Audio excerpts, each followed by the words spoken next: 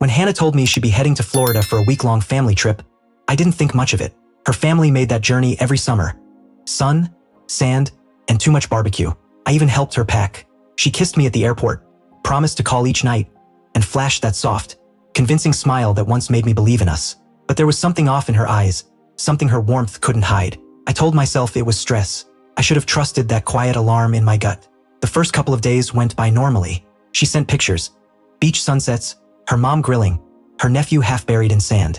But her messages felt hollow, perfunctory, like she was keeping up appearances. On the third night, no call came. The next morning, just a text. Fell asleep early. Sorry, babe. That's when the unease settled in. I wanted to believe her, but trust had been fragile for months. Late nights at work, new clothes, her phone always flipped face down. I'd suspected something, but fear kept me from facing it. 2 days later, the truth arrived by accident. Her sister Megan sent a group photo in the family chat. A sunny beach selfie, everyone smiling, relaxed. Everyone except the man half hidden in the corner. I zoomed in. Ryan, her co-worker. I'd met him once. Too smooth, too sure of himself. There was no mistaking that face. He stood there beside Hannah's beach chair, wearing swim trunks and a grin. My hands went cold. She hadn't gone on a family vacation. She'd gone on a secret trip with her lover, using her family as cover. I didn't call. I didn't text. I didn't even ask Megan about it.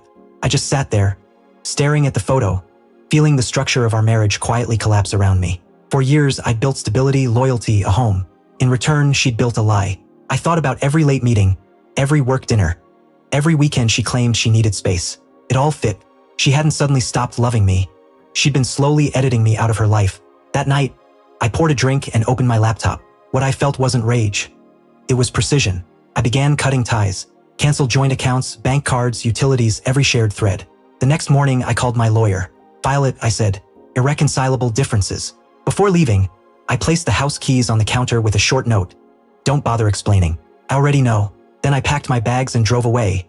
No argument, no tears, no closure. Just silence. The kind that eats away at guilt. 3 days later, she texted, "Hey, everything okay? Haven't heard from you." I didn't answer. I imagined her on the flight home, maybe holding Ryan's hand, dreaming up their fantasy life. But when she stepped into our house, she found emptiness. Closets cleared, my side of the bed untouched, the note waiting on the counter. No shouting, no drama, just the truth written in absence. The messages came fast after that. "Please, can we talk? It's not what you think."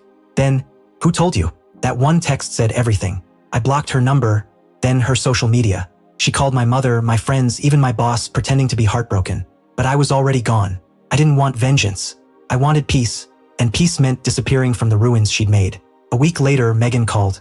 Her voice was unsteady. "She's a mess, Mark." She admitted it. Ryan was there. Mom kicked him off the trip. I said nothing. Megan sighed. "You did the right thing leaving." She's only now realizing what she lost. I thanked her, hung up, and sat in the quiet. The sting of betrayal dulled, replaced by something cleaner, finality. Months passed. I moved to Denver, new job, new apartment, new air. Occasionally I'd see an email from her, long and pleading, full of explanations and excuses. Stress, loneliness, temptation. I never opened them. Some wounds only close when you stop touching them. I didn't need her guilt to heal. I just needed her gone. A year later, I heard from a mutual friend. Ryan had left her. Apparently, he'd found someone new. Hannah was living alone, stuck in a job she hated, still talking about what could have been. I didn't smile. I didn't feel triumph, just freedom. Because the moment she chose deceit over love, she erased herself from my story. People think revenge means payback, but the deepest revenge is indifference. I didn't scream, didn't beg, didn't fight. I simply erased myself from her life the same way she erased our marriage.